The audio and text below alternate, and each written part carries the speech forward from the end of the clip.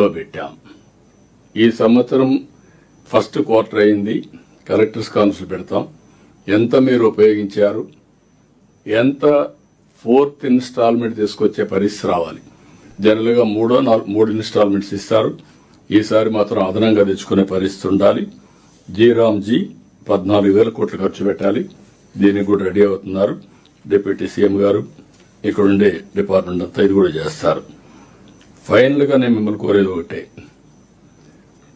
మీరు ఫీల్డ్కి వెళ్ళడం, ఎక్కడికక్కడ ఇచ్చేయడం, మీరు నాకు మళ్ళీ మనం ఒక నెలకొకసారి కూర్చున్నప్పుడు ముందుగానే ప్రివెంటివ్గా ఏమేం చేయాలనో అవన్నీ చేసే పరిస్థితి రావాలి. దానికి మీరందరూ కూడా సిద్ధం కావాల్సిన అవసరం ఉంది.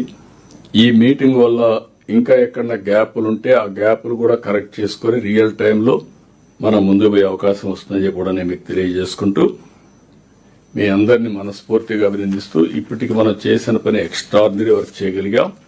At the same time there is lot of scope. ఈరోజు మనం 10.75% or 11% GSDP for the last 2 years CAGRకి వచ్చాం. But our aim is 15%.